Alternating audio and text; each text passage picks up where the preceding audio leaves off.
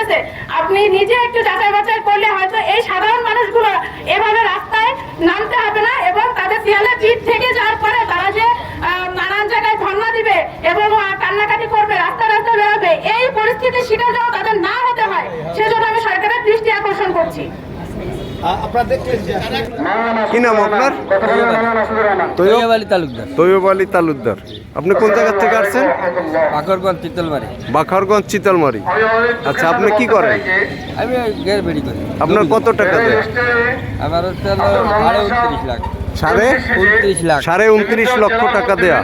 এর মধ্যে কোনো টাকা পান নাই ফেরত? সামান্য কিছু একটা 2 লাখ টাকা হয়েছে। আঙ্কেল, আপনার কত টাকা দেয়া আছে? কি নাম আপনার? মোহাম্মদ দেলোয়ার হোসেন। মোহাম্মদ দেলোয়ার হোসেন। আচ্ছা, চিতলমারি কাটিপাড়া। আচ্ছা, আপনার কত টাকা দেয়া আছে? আপনার কত টাকা ওখানে? আমার 12 লক্ষ টাকা। 12 লক্ষ টাকা।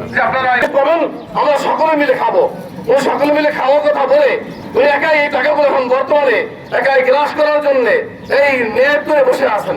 তাই আমাদের টাকাগুলো নিয়ে ওনার ছেলের, ওনার মেয়ের, ওনার পরিবারের নামে রেখে সেই টাকাগুলো আজকে সেই জমিগুলো ওনাদের নামে রাখার কারণে, নামে রাখার পরে তার পরিবার যারা আছেন তারা তাদের বাবার টাকা, বাবার জমি বলে তারা জমিগুলো বিক্রি দিচ্ছে। কোটি কোটি টাকা বিক্রি দিয়ে তারা টাকাগুলো নিয়ে তারা বাড়িঘর আনতেছে, জমি বাড়ি রাখতেছে, ব্যাংকেজ করতেছে। আমার দাবি এইটা বর্তমান সরকারের কাছে এবং প্রশাসনের কাছে যে মেহরবানি করে আমরা যে এত কষ্টের টাকা এখানে বিনিয়োগ করলাম, আমাদের টাকাগুলো জানে মেহরবানি করে আমরা ফেরত পেতে পারি, আমাদের অধিকার আমরা ফেরত পেতে পারি। এই অধিকার, এই বক্তব্য রেখে আমার সঙ্গেও কথা শেষ করলাম। আমার দাবি এইটা যে আমাদের টাকাগুলো যেন আমরা ফেরত পাই এবং দৌড় যেন আমাদের হয়, তাই আমার বক্তব্য শেষ করলাম। আসসালামু আলাইকুম।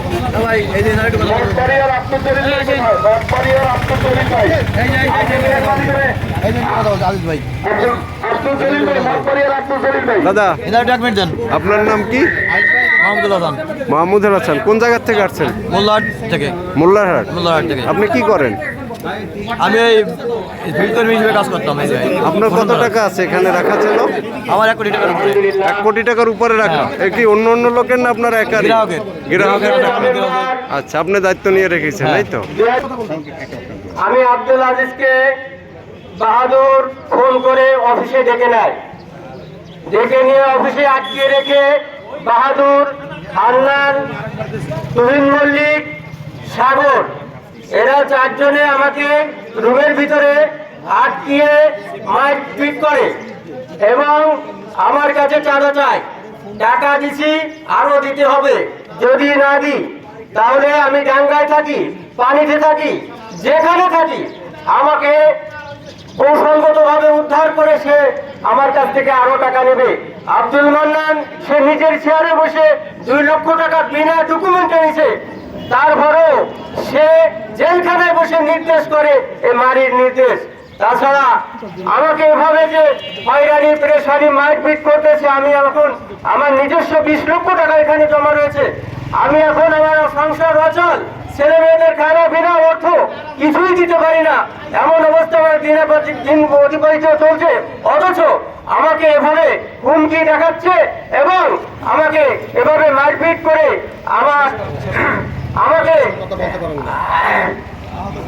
আহত করেছে এবং তাদের উদ্দেশ্য টাকা চাই। এরা যদি আরো সুযোগ পেত তাহলে মনে আরো গ্রাহকদেরকে এভাবে আটকে রেখে মারপিট করত। এই জন্য বর্তমান সরকারের প্রতি আমাদের দাবি, যাতে করে এই আমাদের অসহায়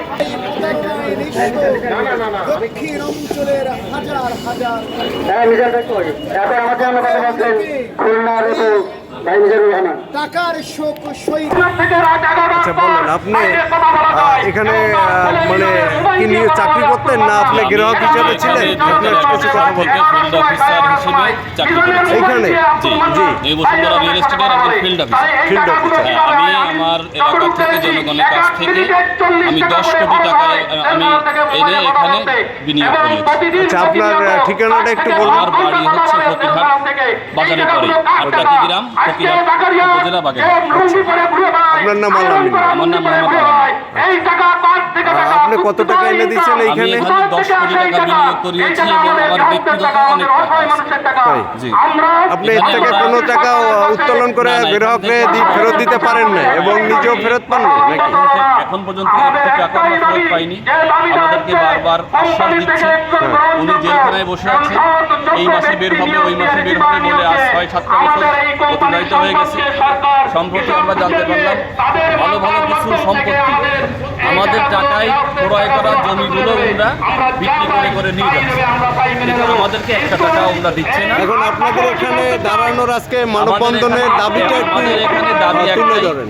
আমরা সরকার, ডিসি সাহেব সহ সংশ্লিষ্ট যারা আছে সবার কাছে একটাই দাবি জানাই, সেটা হলো আব্দুল মান্নান তালুকদারকে এই কোম্পানির মালিকানা থেকে সম্পূর্ণ বাদ দিয়ে এখানে একজন সৎ নিষ্ঠাবান রিসিভার নিয়োগ দিবে এবং উনি এই সমস্ত সম্পত্তি বিক্রি করে এই অসহায় জনগণের মাঝে, গ্রাহকদের মাঝে বিতরণ করবে।